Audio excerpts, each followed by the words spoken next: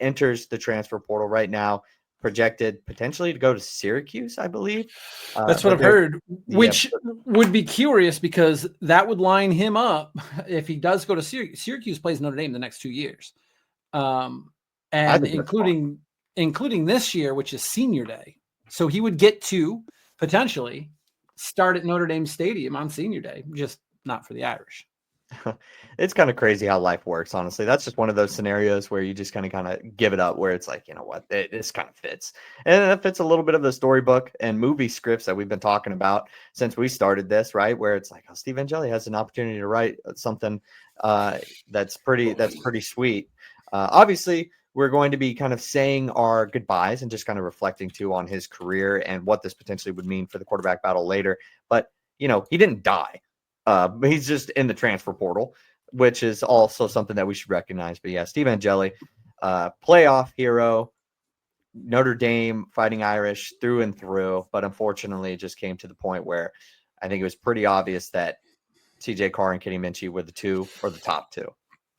Yeah, I mean, Freeman said before the spring game that you can't go into fall camp with a 3-man battle. So somebody was going to have to transfer after the spring game. And by all accounts we all saw the spring game, right? And we've all heard the reports about what the big dress rehearsal scrimmage, which in some cases might be more important, at least for the coaches, than the spring game. But I mean, we all saw it. We all saw how CJ Carr played, and Kenny Minchey brings a dissimilar skill set. So he wasn't I don't think necessarily Minchey ever factored in too much with Angeli, but the fact that he pushed him enough that, you know, you couldn't have, you know, enough separation between Carr and Angeli that Angeli probably just felt, I can't take this into the fall. And if he gets a chance to start at Syracuse, I mean, Kyle McCord went to Syracuse last year, and all he did was break Syracuse passing records, right? He was the best passer in the ACC. So it's an offense that can click, and it can work for guys who, you know, were cast off for something new. Which, if that's Syracuse's model and it's working for them, I mean, there's worse. I mean, when you're in the ACC, there's worse ways to go. Hey, that was Notre Dame's model for 2 years. It sure was. And it's Miami's model now. And it's okay. Like, if you're a program that's going to take in a couple of transfer QBs as you're kind of getting your depth at that position, or you're recruiting at that position in the right place. I do think that the Kyle McCord thing does make him look at it and say, hey, yeah, I can come in and I can play well, and I can do this for this program and potentially elevate my status in college football. And you literally never know. I mean, we've seen one season turn around so many players. If he has a year like Kyle McCord, we're looking at Steve Angeli in a completely different light.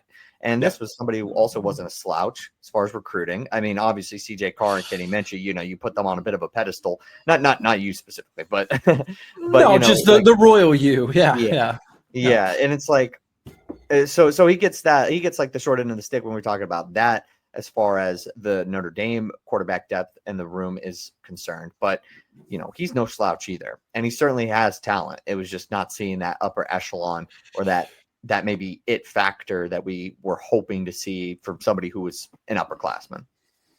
Yeah, I like Syracuse. And there's other schools too that have been projected. I've kind of trying to remember exactly who I said in the video were projected. Things are moving so quickly. I don't know if any of those schools are even in it now.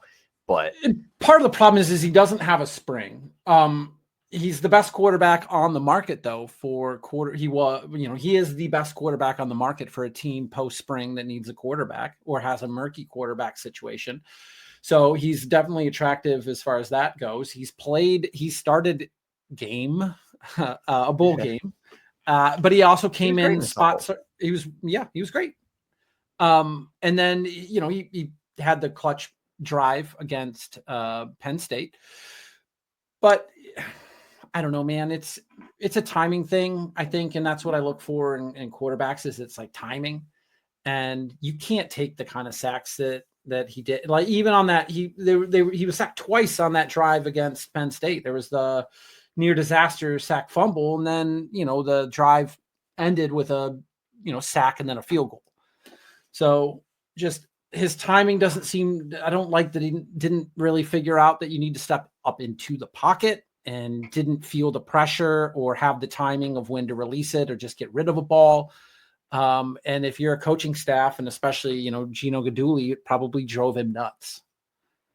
Because I'm glad that you brought up like that drive, or well, I'll bring up the drive, but also like the fact that just him holding the ball too long, just that driving the coaching staff nuts. On that drive against Penn State, maybe we look at it a lot differently if that fumble's recovered by Penn State. The whole game we changes, definitely will. Yeah, the whole game changes, the whole season changes, but it wasn't. So I'm not going to play too much in the hypotheticals there, but still at the same time.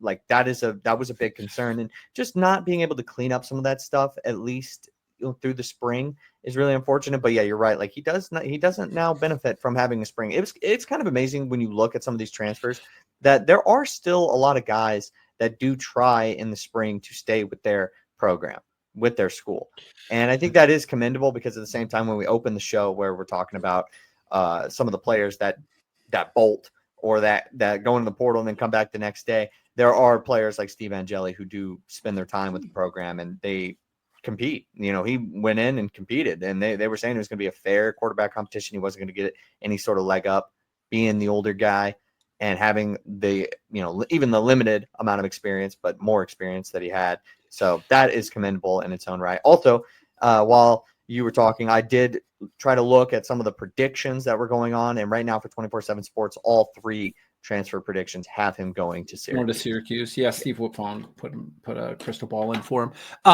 So this would not be, if he does go to Syracuse, it would not be the first time a former Notre Dame quarterback has come back to South Bend for Senior Day. Do you know the other 2 that just come to mind in recent memory? That come to mind in recent memory. And their record, the returners, is 1-1, and not all of them played as a start. Okay, yeah, not all of them played, so one of them probably wasn't a starter. Buckner, no. Like not even that wouldn't make much sense. There's one. There's no way you'll get, but there's one I think you might. Oh man, I don't know. I mean, not even like a Wimbush or like not even Drew Pine. I honestly don't know. I'm probably blanking on the name. They started. It was Phil. Yeah. Okay. Phil came back for Senior Day. He didn't play because he was hurt. It was on the sidelines wearing a jacket, looking very sad. I think I have a funny. I took a picture of him looking very sad after the game. I was down on the field in the end zone. I took a picture of him looking real sad, wearing his jacket all bundled up because that was a snow globe game.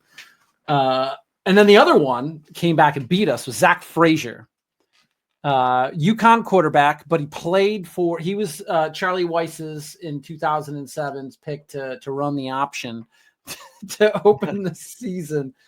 And then he transferred to UConn and ended up beating Notre Dame on Senior Day. And that's the infamous marshmallow game that Manti Te'o committed at. No, that was Syracuse. But yeah.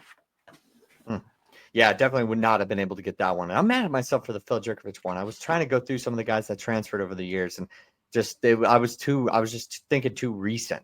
I guess the Jerkovich stuff is kind of now been a few years ago.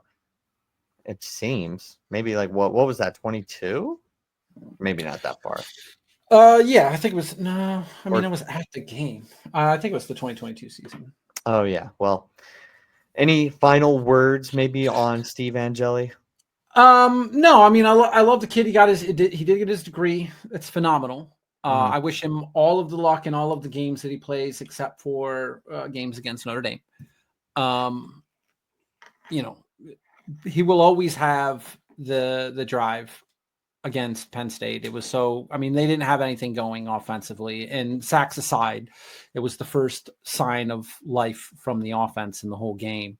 And he sort of sparked that. And I don't think they make it to the title game if he doesn't do that. And for all the foibles and maybe shortcomings there, you got to tip your cap to a guy like that comes in that spot. And it didn't work out for him at Notre Dame, but I mean, he's forever going to be a part of Notre Dame lore. which is pretty stinking cool. So thank you, Steve Angeli. Best of luck, moving forward. But I like where we're at. I think Marcus Freeman definitely in this instance could have taken the easy route and just simply Miller Mossed it, stuck with the guy with experience and who'd been there the longest. But I think Marcus Freeman took a chance and wanted to be great, not good. Because I think the safe way would have been just roll into Miami and Texas A&M with Steve Angeli. And then, if things started to maybe ease one of the other two in, but Freeman said, nope, that's not how that's not how we're going to do this. We're going to take a risk and we're going to go big. And I like that. I like the risk taking in that aspect because it's not settling for good. It's trying to strive to be great. And you can't tell the 2024-25 season story without Steve Angeli. So I think his legacy at Notre Dame, while it may feel unfinished to him, maybe personally, I'm just assuming, is certainly there. It is, obviously not to the extent that he'd want, but his impact, at least on this past season, was definitely heard or felt. He in 10 years, 10, 15 years will be a phenomenal Notre Dame trivia question answer. Phenomenal Notre Dame trivia question answer.